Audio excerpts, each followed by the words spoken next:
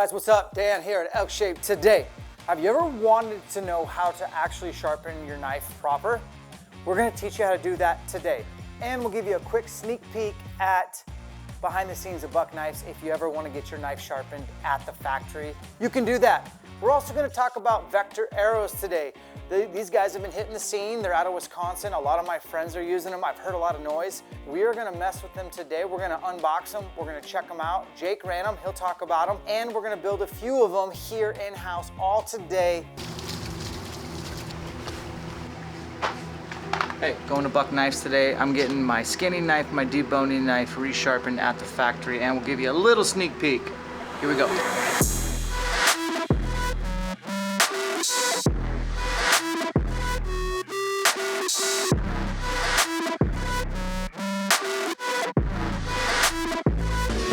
Touching up your knife in the field, it's important to remember that it's always easier to keep your knife sharp than it is to resharpen a dull blade. If you start to notice that your knife is getting dull, it's always good to stop, touch it up, and to keep going.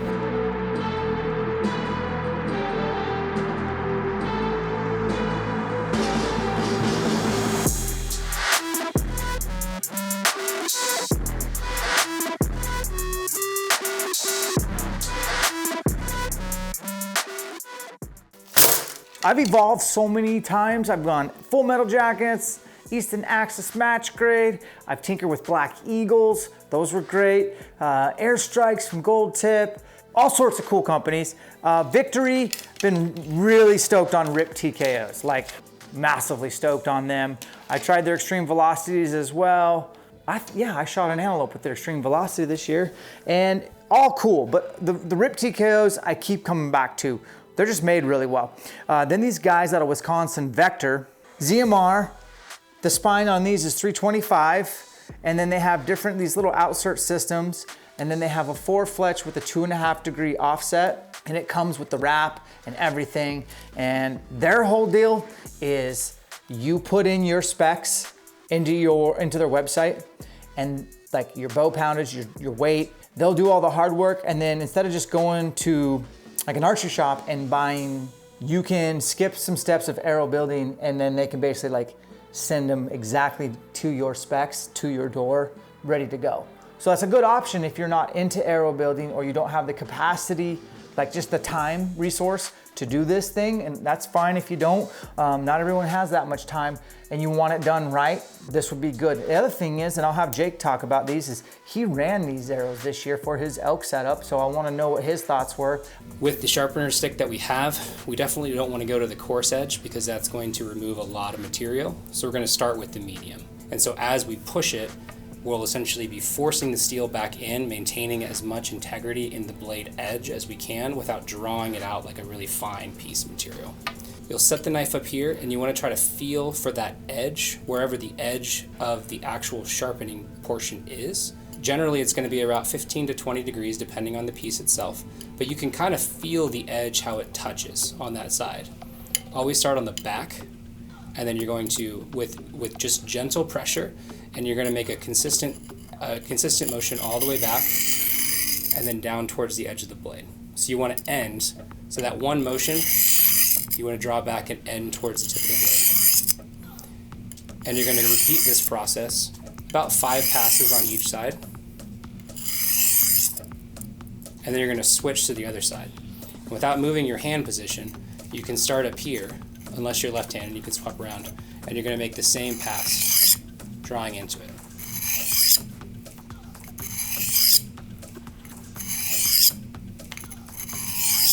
And you want to try to keep that angle consistent as you come down. So as you're moving, the angle that you have, the distance here, is going to be consistent all the way through and get towards the tip. So start at the very end, run it all the way forward. And then you can come back on the other side. And I like to do 3 passes coming back. So I'll do 3 passes coming back, 3 passes going forward to get both sides of the blade. Then I'll do 1 pass, and I'll do 1 pass. And now we can feel the edge. We should be quite a bit sharper. And then we can also run our fingers carefully along the blade edge this way, kind of gently pinching and pulling away.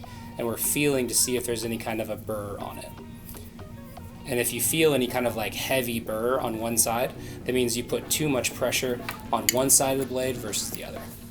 After you have that and you're comfortable with the general consistency, you don't see any high spots or highlighted spots, bright spots on the blade edge showing that it's flat, you can then switch over to the fine side and then do the same thing again. So start with 5 passes, 5 passes,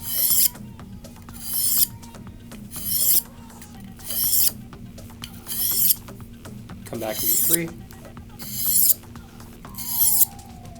back and do 3, and then finish it off.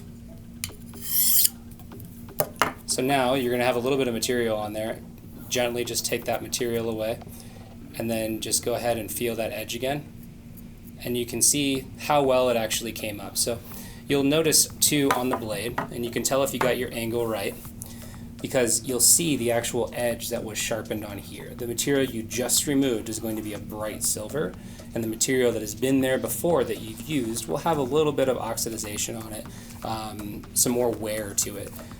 If you notice a lot of difference between the coloration, especially in the light as you move it around, it means that you missed that edge. And so you want to make sure you want to hit that edge properly.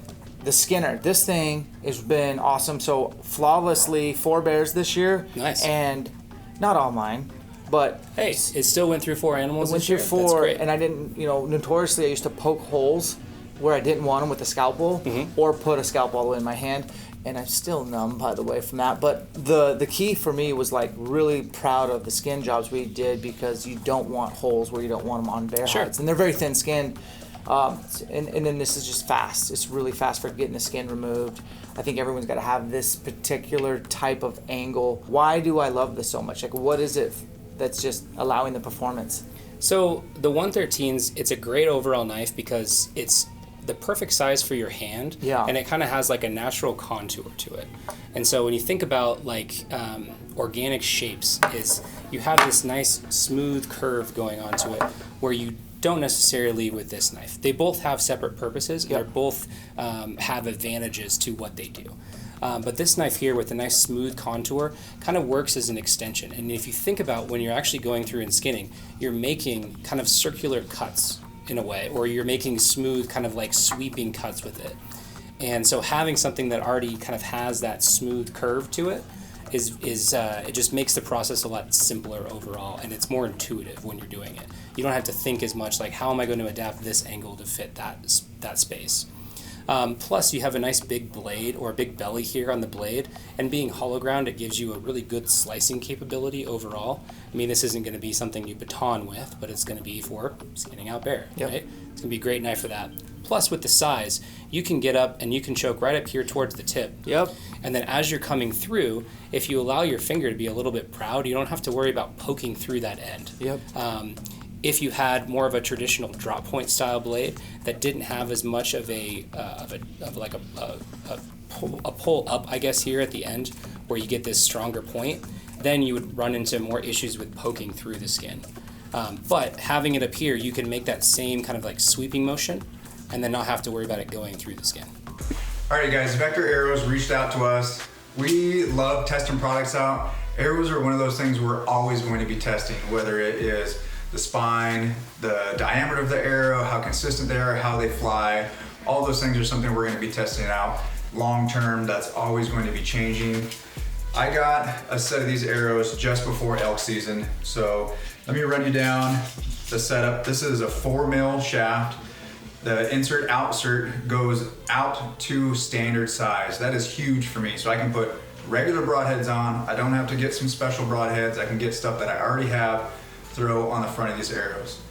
They have a wrap, which honestly, I'm not a huge fan of, but what that does is these vanes are gonna be stuck to this wrap and they're not coming off. I've shot them a lot into targets, they're consistent, they fly great. One thing that we have paid attention to on this channel is when we're sending long bombs, how some of our arrows do this parachuting thing, they come out of our bows funny, all those things we've picked up on camera. I have been shooting these and I'm not having any of those issues. So no parachuting, they're flying really, really well. I still haven't put one through an animal yet. That will be the real test. But as of now, I'm really loving these arrows. All right, so some of the new products that we have mid-year, we just released these at Blade Show. We have some updates to our Sprint line. So the first one here, this is the Sprint Ops in carbon fiber.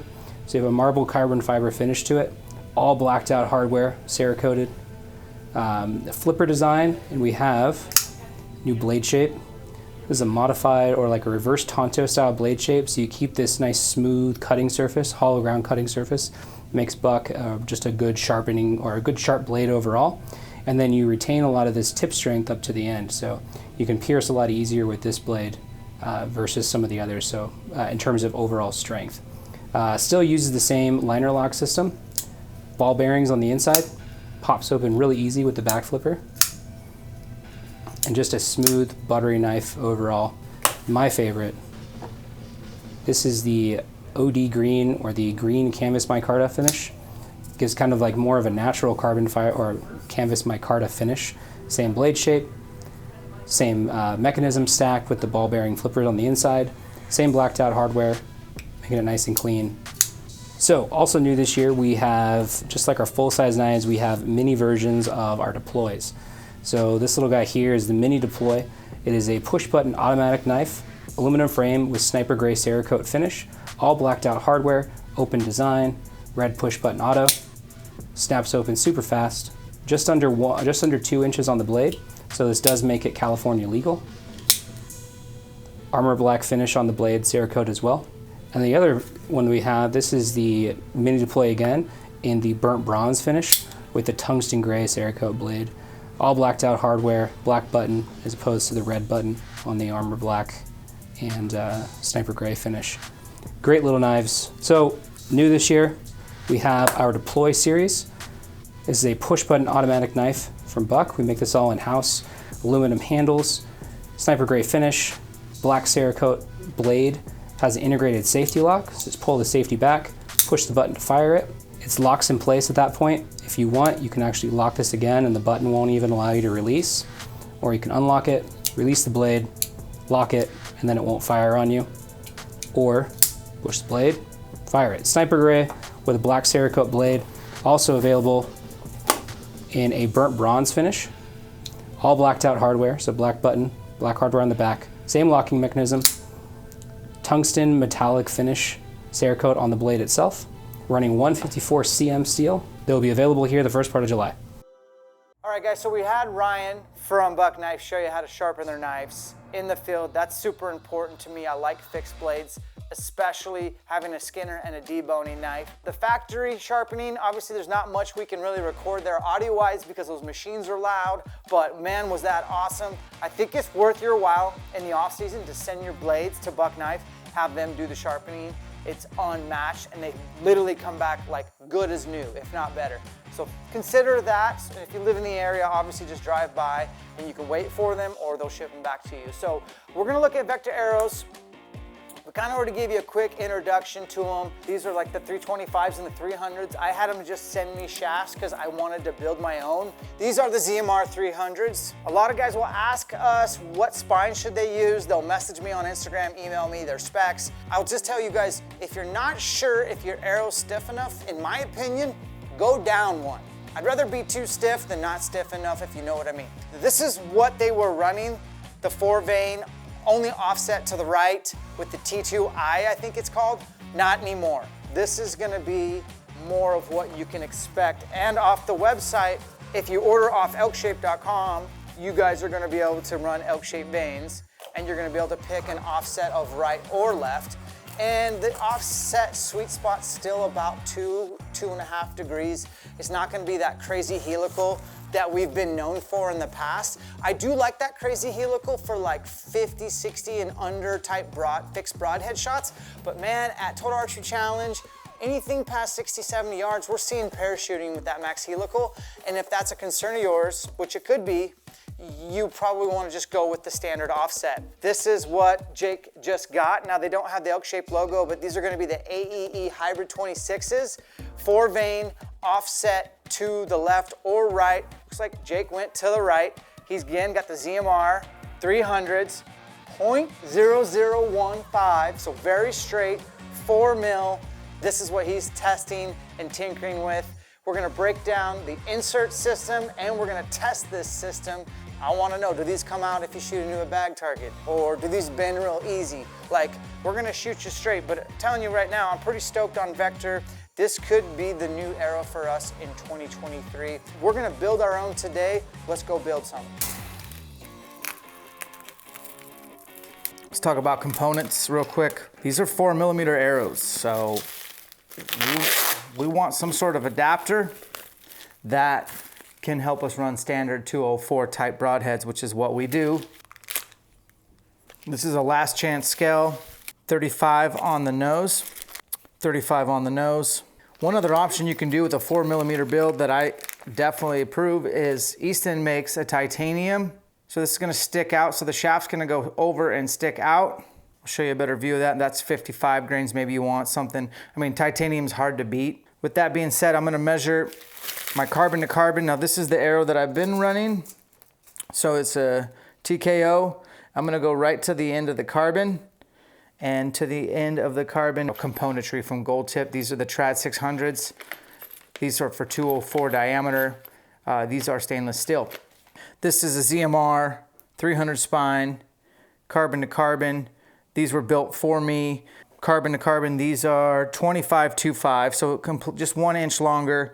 And we also have the same arrow in the 325. So 325 spine and a 300 spine, and they both are .0015. A pretty legit arrow. These obviously are what they would come out of the box, but these are the old vanes. They're not using those anymore. They're now using the hybrid 26s from AEE. And if you order off my website, you can get, basically, they'll say ElkShape on the vane, which is great. My build is gonna have the 26s as well as the hybrids versus the Max Stealth. We're also gonna switch to a Bitzenberg because I'm gonna be able to show you guys how I can get the precise offset that I'm looking for, right or left, and you just have to buy the different clamps. The base will work the same for whatever. You can get straight, right or left. I'm gonna probably run left. Most of my Matthews, and I don't know if it's the string or just Matthews, but in general, they clock left, meaning you shoot a bare shaft out of the bow 5 feet away, mark it, and you can see which way the arrow wants to go naturally, and then we just kind of complement that and add a spin. Is it an exact science? Does it actually matter?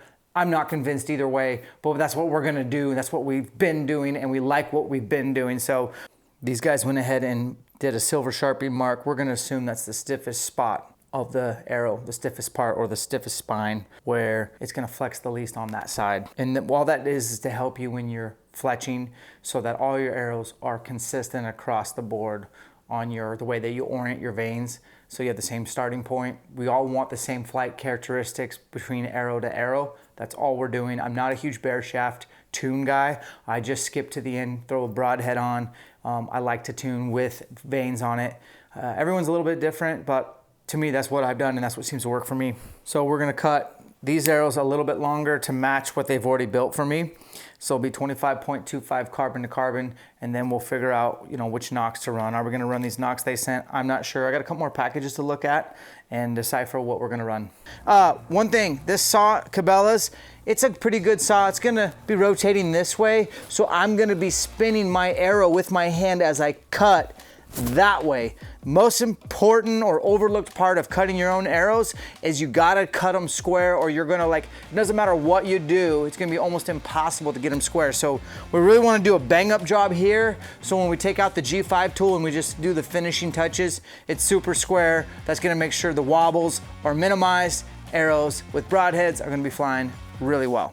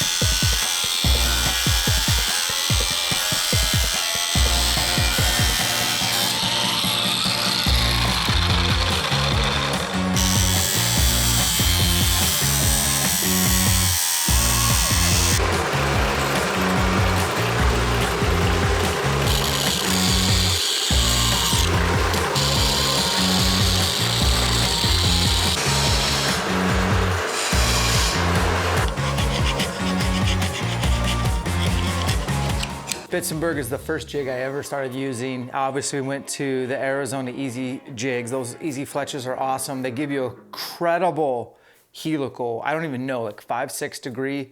We did see parachuting past 60 yards, really showed up when you're shooting 80 plus yards. If you are interested in steering a broadhead, I still think helical from the Arizona Easy jig is a great way to go, especially if your shots are gonna be under 80, maybe even under 60. I think helical, and I'll probably do some like that, but for that longer range stuff and to be anti-parachuting, and parachuting is where it's like spinning too much that is actually slowing it down, and you'll see it kind of it's just not a perfect flight. We like perfect flight. So I think we're gonna try this batch to be around 2.5 degree offset. I like left, but I can tell you, this is just what I do. You do you. I always say that that's my safeguard for you trolls on the internet who know more. Now, I'm gonna give you guys some things to consider. I bought this from Kinsey Archery Products online. It showed up and I was super stoked to use it. I bought just the base. I bought the clamps off a different website, and I can tell you right now, this showed up and it didn't click with the jig. So you want it, this setting here is for 3 fletch, 120 degree. The next one is like 4 fletch, 90. And then that bottom one is for like that weird like cross, like make an X with 4 vanes. If you guys know what I'm talking about, they call it the 75-105. No one does that, but maybe crossbows. But anyways, you just can tighten one, back off the other 2. And when you tighten it, I should go over this. Basically, you're gonna tighten it all the way. And once it bottoms out, back it off 1 full turn, and then theoretically, this should spin, and it won't. It's a dud. This is overseas pot metal, unfortunately. And I thought maybe I just was unlucky, so I emailed them. And what's crazy is I ordered this before elk season, came back. I'm now getting to a chance to make some arrows. It didn't work, and so I emailed them, said, hey, can I get a different one? They're cool. They sent me a return label. So I'm gonna return this and maybe they'll send me one that actually works. And I know that MFJJ sells these. I haven't had any issues, but I saw a couple of these on Josh's shelf that customers had returned with the same issue. So I don't know what's up. So that one, I wanted to have 3 because, you know, if you wanna do a lot of arrows at one time, I just think having at least 3 would be the way to go. And that's what I'm gonna do, is have 3. So once that one gets returned, I'll buy one more left-handed helical clamp. You can get the right-handed helical clamp or the straight. Straight is for, don't do straight. Go one way or the other. Just get that arrow spinning a little bit faster. Anyways, so here we are. These are the ZMRs. These are both 325. We went ahead and took these over to my neighbors, and Jake cut these off right here, just past the D on the dial. You probably could do that as well. And what I think is, so this jig's awesome. It's just not 100% perfect. And if you have this sticking out, the 2 ends are gonna contact the shaft, and it's gonna leave a little bit of gap. To mitigate that, when you're fletching, just pull this vane out a little bit further this way. You don't need to do this, but you know, Jake is my main dude, and he's pretty handy with metals. I don't know if you know that web fabrication. So he grinded it down, and then he sanded it, and then filed it nice and round. These are mine, so that's what I want, because I'm only doing 3 and 4 inch type vanes. I'm not doing big long feathers and stuff like that. What I did here is I put in a knock. This is an Easton knock. Vector makes these themselves. These are fine. We might use those as well, but I am gonna run this deep 6 knock from Easton. Vector did spine align it. I'm not going to test right now and shoot that through paper and make sure it's the stiffest part. I'm gonna take their word for it. But I'm making so many arrows, that's okay. I'm gonna batch these out anyways to the best arrows that I wanna hunt with. I'm gonna take that as my cock vane, so I'm gonna set that up in here to where this first fletch will be white, and I'm gonna run a max stealth, and then the other 2 will be black. So I'm kind of a cock vane up kind of guy, and the cock vane will be on the stiffest part of the arrow, the stiffest part of the spine. And I'm gonna do that with all the arrows so they're uniform, and so that we have, generally speaking, similar flight characteristics amongst all of them, all right? And because I'm using max stealth, you gotta have a primer pin. If you're using the hybrids, you don't need The Hybrid 26s, you don't need a primer pin. And if you're gonna order your arrows straight off my website from Vector, they're gonna do all this for you. This does take a lot of time, and I do wanna encourage you that if building your arrows is a process, do that. Lastly, this is the G5 squaring tool I bought, I don't know, 10 years ago, and this is how I square off the ends of my arrows. They've made an upgrade, carry this on the website. So now it's longer, and I can really put more force into it because this arrow can go a lot longer on here, and you can really grind it down. It's a very, very overlooked step. I mean, you gotta cut your arrows perfect off the saw, and then this will help override any human flaw. You can always silver Sharpie the end of the arrow and then really sand it down and make sure that Sharpie is off. And with this new design, if you got an arrow that's already fletched and wrapped and you're like, dude, I need, that's not completely square, or I'm not sure if that's completely square, pop the knockoff. You can silver Sharpie just this little black spot right here, and then with the veins on, you can seat that in there and you can square it off or whatever you need to. And you can mess where you put this setting. And also, this is called the ASD flip. It comes with extra pads because you will need those over time, like any grinding or sander. And then you can pop your knockback on. Boom, you are good to go. So the jig will show up as is. Like I said, get a couple bases, but these two Allens right here are what are gonna orient this thing to move left, right, whatever you want. And they have an L and an R and an L and an R. I always start at the bottom, and what I'll do is, once I got my clamp set up, I'm gonna take the magnet that comes with it, get that out of your way. And now this is just gonna be here, and you wanna make sure this is at the very bottom, okay? Once that's at the very bottom, what I would probably do for you guys is we're gonna make an entire Bitzenberg video from start to finish, every adjustment, and we'll bring MFJJ on there because he's been fletching arrows for decades, and it's been a long time since I've used one of these, but I wanted both of these jigs mirrored so that I can do multiple arrows at a time. So I crack this guy and I crack this guy, and I start here and I just turn it to the left until I get this fully contacting the shaft. And then up here, I keep this one loose while I tighten that one. That one's set. Come up here, crack that, turn it until you can look on both sides from both angles and make sure that you are in contact.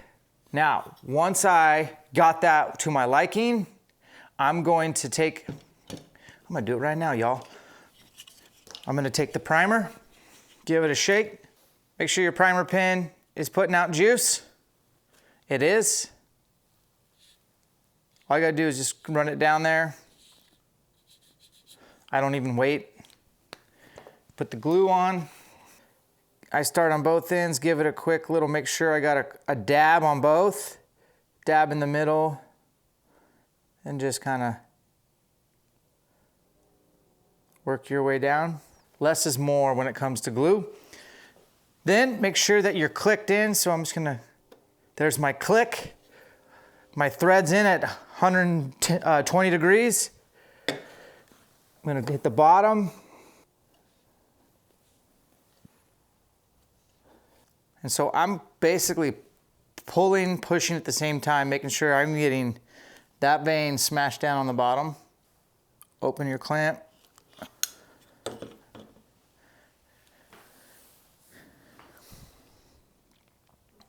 Now I'm going to turn it. It's going to click in. Let's do black, non-cocked vein. Same deal, primer. That really shows up awesome on black. So you can see where you're primed.